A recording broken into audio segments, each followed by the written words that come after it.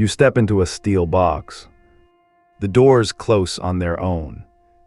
You press a number, and for 20 seconds you stand in silence with strangers. All of you looking at the ceiling, or at your phone, or at the numbers counting up. Under your feet there is nothing. A shaft running the full height of the building, down to a pit in the dark. And you are not afraid. You have never been afraid. Somewhere along the way you decided this was safe, and you have never once revisited the decision. In November of 2018, 6 people got into an elevator on the 95th floor of a Chicago skyscraper. By morning, every headline in the world said it had fallen 84 floors. That is not what happened. What actually happened is stranger, and it ends at a door. So ask it properly. Why can't an elevator fall? The answer runs through a used wagon spring, a broken rope in Chicago, and a door that opens onto nothing. Start with the spring. In 1854, at the Crystal Palace exhibition in New York, a mechanic named Elisha Otis stood on a raised platform, in front of a crowd, and had an assistant cut the rope holding him up. The platform dropped a few inches. Then it stopped. You have heard this story. It is the founding legend of the vertical world, printed in the front of every elevator company's brochure, retold in every documentary about skyscrapers. And the demonstration did happen. That part is real. What is not real is the idea that anybody noticed. Andreas Bernard is a cultural historian who wrote a book called Lifted, published by NYU Press in 2014, tracing where the elevator actually came from. He went looking for the coverage. In the major American daily newspapers and magazines, he found the 1854 event in exactly 2 marginal locations. 2 mentions, for the moment that supposedly changed cities forever. Jason Barr, a professor of economics at Rutgers University in Newark, who studies the economics of tall buildings, puts it plainly, the demonstration went almost completely unnoticed by the public. It became the origin story later, because in 1911, Elisha's son, Charles, wrote his own minute chronicle of the display. Charles Otis was by then running a company that dominated the market. And after 1911, virtually every account of where elevators came from opens on that platform, that rope, that crowd. History written by the winner. But strip the legend away and what Otis actually built is better than the story about it. The patent is number 31,128. Granted the 15th of January, 1861. Its title is not the elevator. Otis did not invent lifting. Hoists are ancient, older than the pyramids.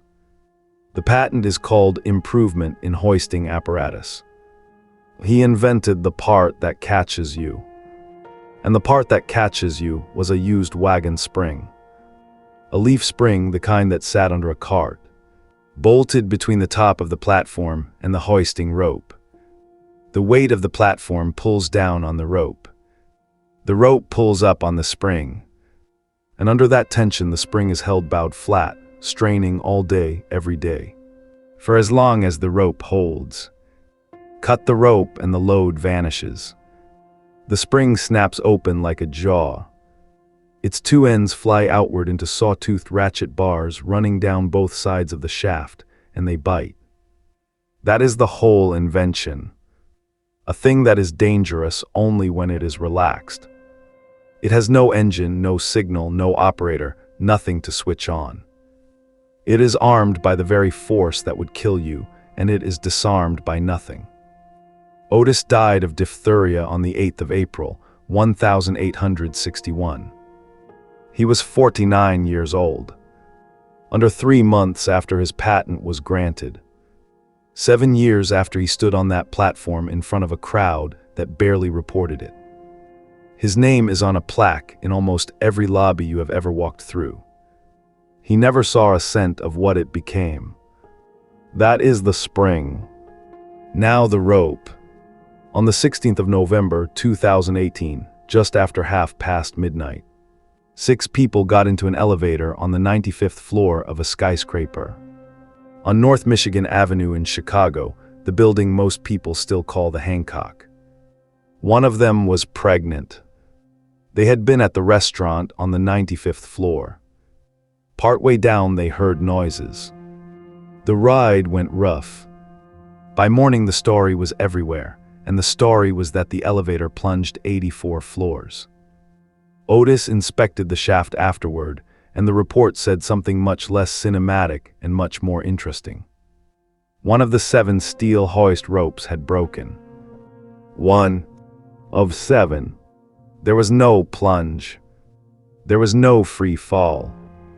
What the report described was a gradual lowering from the 20th floor down to the 11th and then a controlled stop. The reason it took hours to get those 6 people out is not that anything had failed. It is that the express shaft has almost no openings along its length. So the fire department had to breach a parking garage wall on the 11th floor to reach them. Every safety mechanism that was supposed to work, worked. The 84 floors were real, but they were the ordinary trip down from the 95th. The press attached the number to the wrong verb.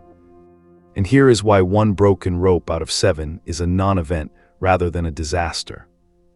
Under the American Elevator Code, ASME 17.1, steel wire suspension ropes, in one common size class, carry a required factor of safety of at least 12. Not 12% of margin. 12 times. The system is built to hold an order of magnitude more than it will ever be asked to hold. And then that load is divided across multiple independent ropes, any one of which failing changes the arithmetic barely at all.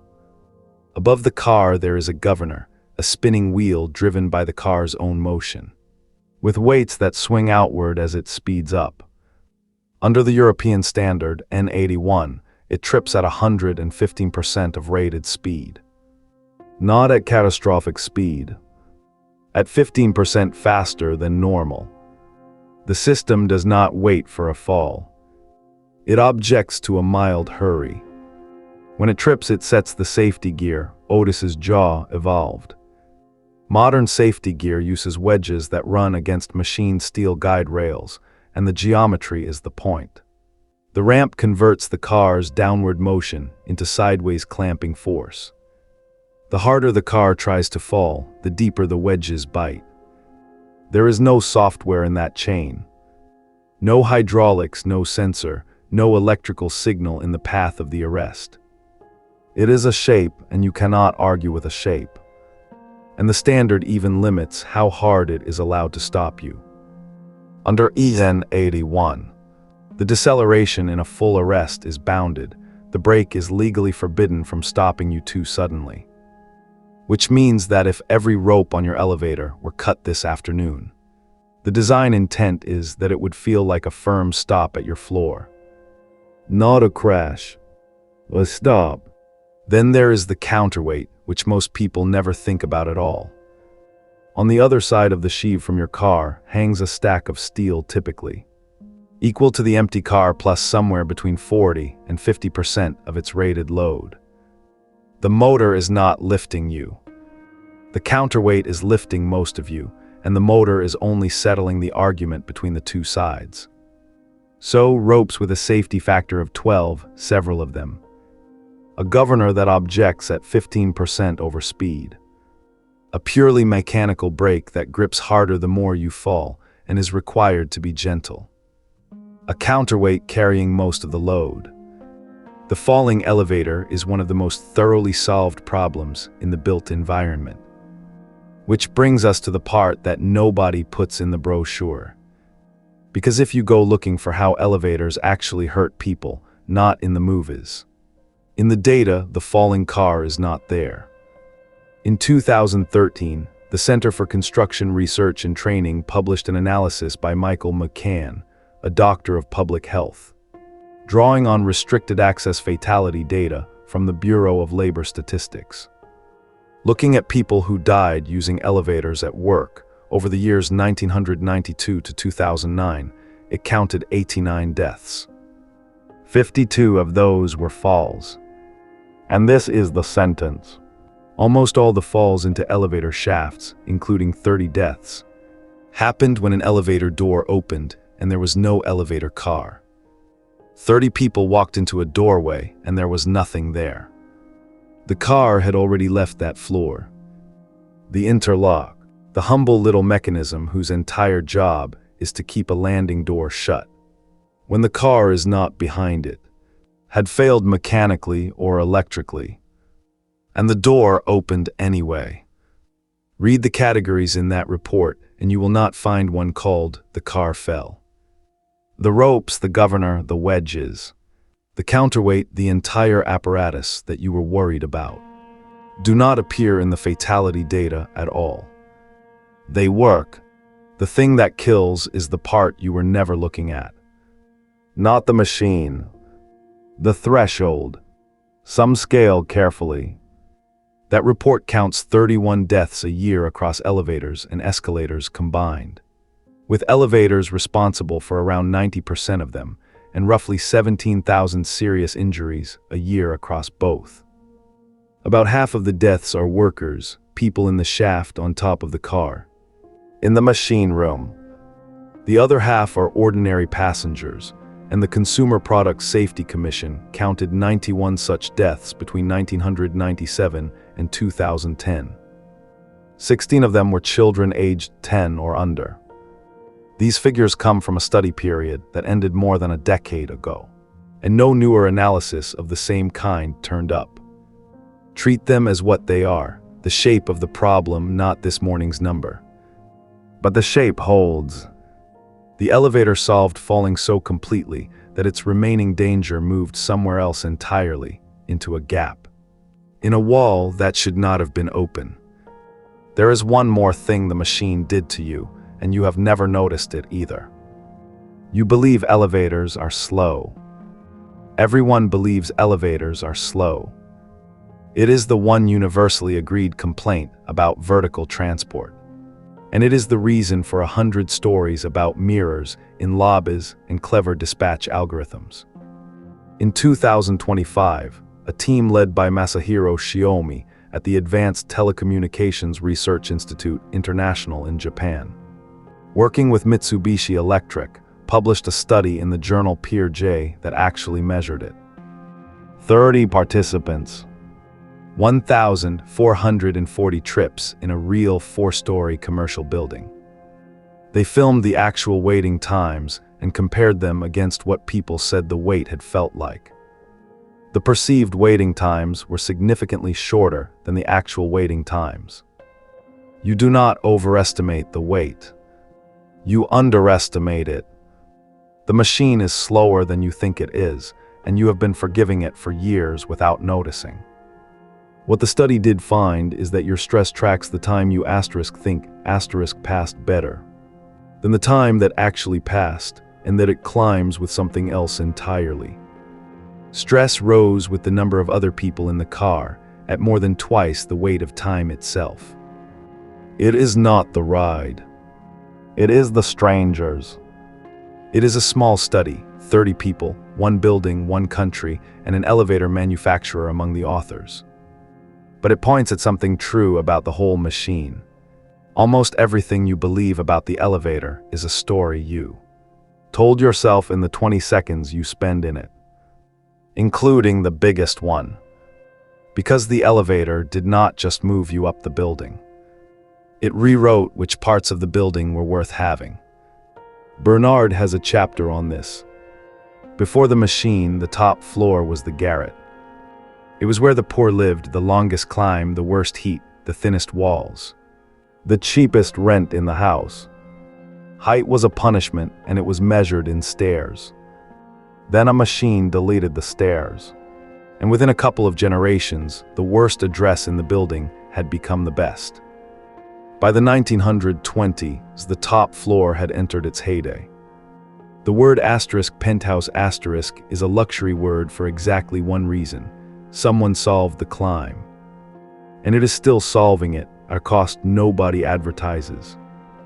Bar drawing on work by the architectural researcher Care Al-Qadmani points out that in very tall buildings, something like 70% of the weight the hoisting system carries is the rope itself, and past a certain length.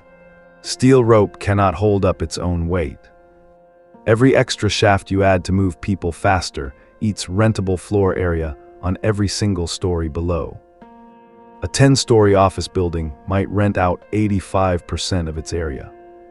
A 50-story tower closer to 70.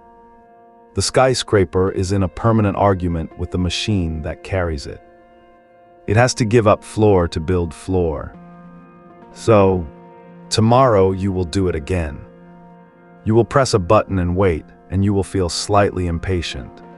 And you will be wrong about how long you waited. You will stand over a shaft with a used wagon springs descendant crouched under your feet, armed by your own weight, waiting for a fall that the code says would feel like a stop. And the doors will open. That is the moment. Not the ride, not the height, not the drop you were never in danger of. The doors opening is the only part of this that has ever really killed anybody, one small mechanism. Deciding correctly for the 10,000th time that there is a floor on the other side. You will step through without looking down. And there will be a floor there. There almost always is.